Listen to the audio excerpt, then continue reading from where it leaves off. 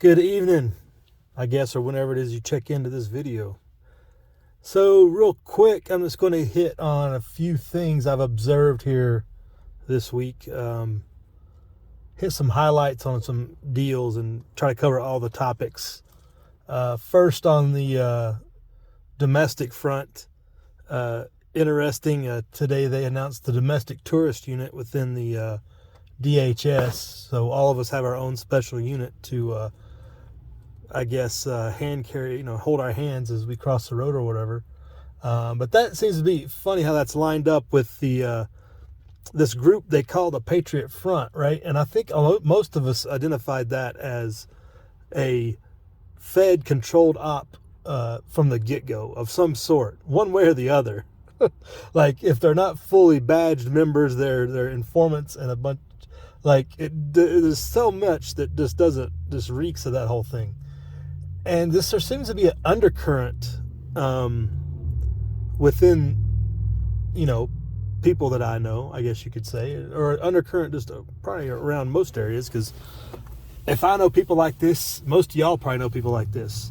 There seems to be a growing or an undercurrent of people who either want that group to be legitimate or think there might be some actual meat to it, that it's actually going to do some good.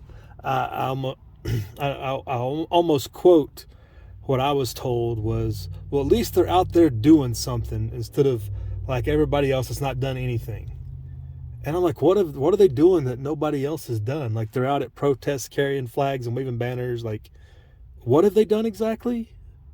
That just kind of threw me off. Like, we've all been to rallies and flown flags and done stuff. Like, what are they doing again? So that kind of caught me off guard. Like, and these are people that these are people that I think are very well informed and up to speed on a lot of issues, right? These aren't people that I just discount as being, listening to 5-minute news bites and then they call it good. These aren't that type of people.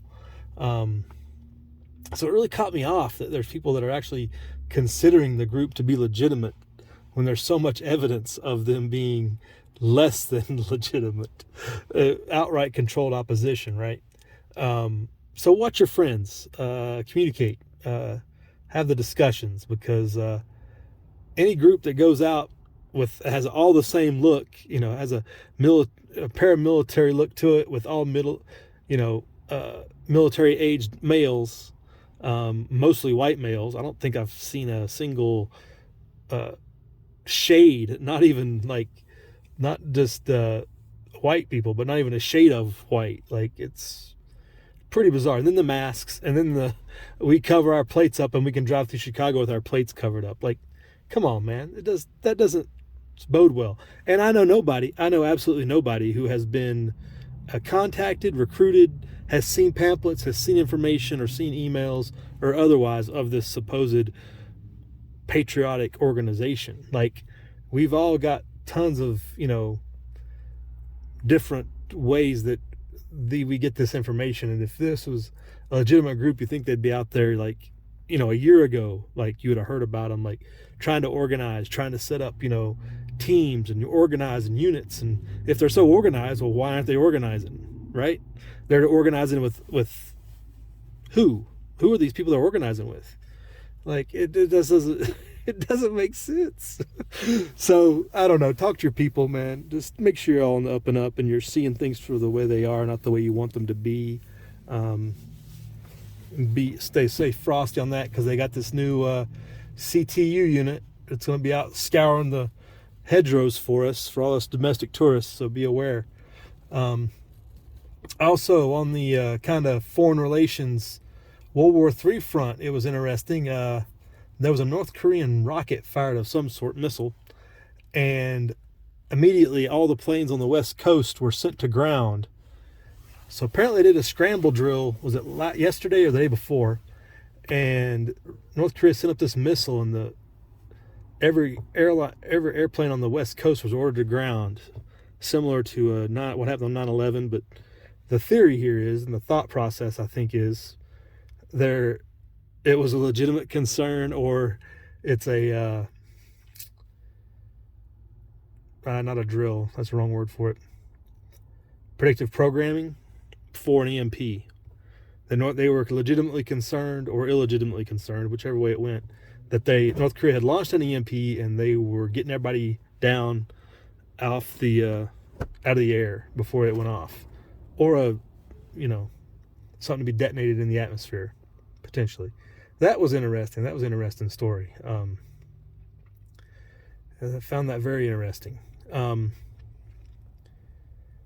go along with that story, there's a book that I recently got for the Christmas time called Mongol Moon, and I follow this guy on Twitter, the author, and I've been following him for a while, and he put this book out last year, and it kind of lines up with that story.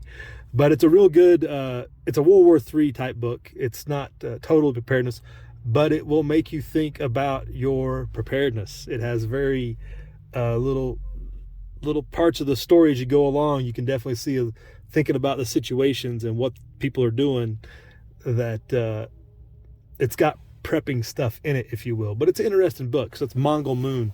If you follow me on Twitter, I've shared it on there. The guy's name is Mark Selby. Mark or Mike? Mike Selby. But yeah, check that out. It's a kind of a cool book. They've got electronic. I got the fancy hardcover because it was a Christmas present. But it's, if you like reading, it's good. Get through it real quick. It doesn't take long to read it at all. You just zip right through it. So maybe the ebook would be better for most of you. You zip right through it and you discard it, and it's move on to the next book. But it's got the World War III story, so it's entertaining while it's still making you rethink your preparations in some respects. But finally, thinking about the preparations and tying in, there was a story on Drudge here about a fellow who was coming home from work in Virginia last week. He got caught in that storm, and he was off on a side road. He didn't take the freeway or nothing like that, but he got in a ditch, couldn't get out, decided to walk home. And I guess it was about 6 miles from his vehicle to the house, which, there's a lot of details missing in the news story. Tragic situation, right? Like, get caught out in the cold like that and freeze to death. It's terrible.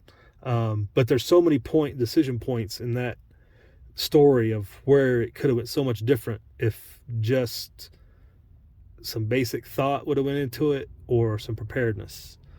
And I did a thread on Twitter that lines it all out. I'll share the links below to all this, all this stuff really. So check the description box and check some of the links. But he didn't have enough fuel to stay the night. They supposed is why he left. He had less than a quarter tank, I believe. If you keep your tank at half tank this time of year, easily get through any night, and he could have waited till daylight because it was already dark when he had this incident, right? He apparently it's bizarre in some ways. It's like it shows the lack of thought that went into his decision making, because he left a jacket inside the truck. So he either thought he was a lot closer to home than he presumed, or he was just totally freaking out. I don't know. But you have to calm down and think before you make a rash decision, like walking out into a blizzard. His cell phone wasn't charged enough. He put out one text, and then they tried to call him back, and his phone was already dead. So his phone wasn't charged. He didn't have a way to charge it apparently in the vehicle. Like, there's so many things he could have done. Like, did he have the ability to charge it in the vehicle? Why not charge your phone completely before you leave the vehicle?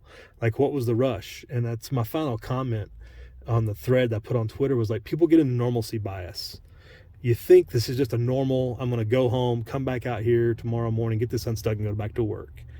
He wasn't living with the reality of the situation, of how bad the situation was, of the snowstorm, and how impending, like, it was, hazardous it was to him. It doesn't seem like, because if he would have taken the jacket, that may have been giving him enough warmth, because he ended up getting into the woods about 2 miles from home, and that's where they found him a couple days later. Just having that jacket on may have kept him warm enough to keep that last 2 miles. He was probably hypothermic after the first 4, and especially not wearing a jacket, and was really struggling. And if he was not delirious or hypothermic, he was definitely looking for some type of shelter, and he was confused and not knowing where he was, because that text he said where he's lost, um, you got to figure, was concerning. Another thing, he got out.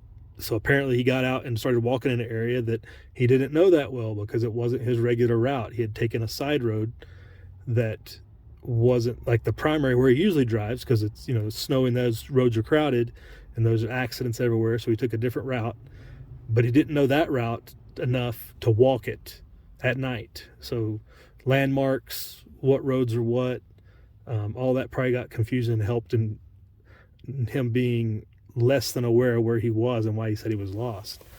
So knowing landmarks, even in dark or snow cover, it gets difficult. It's a whole different world when everything's covered in snow. There's no micro terrain, there's none of the little stuff, but road intersections, any large signs. I mean, there's large trees, whatever. Get your landmarks, know your terrain, right? But getting out and trying to walk that when you don't know that area that well, just a hazardous situation. And then actually getting to a place where he needed to get shelter and didn't have the ability to build anything or start fire or anything like that. So your basic, just your basic truck bag, everybody talks about this, just that little thing would have probably saved his life. So all the little preparedness things that everybody talks about would have saved this guy's life 3-4 times over if he'd have had any one little a combination, or just the thought process of, if he would have had a quarter tank, no matter how much fuel he had, he probably should have stayed in the vehicle and rode it out and just idle when you can, use the heater when you can, and ride it through the night. But that was the decision he didn't make. So really tough situation. Just learn people's mistakes. That's the biggest thing from that lesson, is you have to look at it and look at that and say, this is not a mistake you want to make. You want to make the right decisions and calm down and especially in a situation like that where you have literally all night to figure out what you need to do. There's not much on where, how many cars were coming by, or if there was any traffic. Like, you figure if one car would have come by him, somebody would have picked, give him a ride or something. But it was a pretty,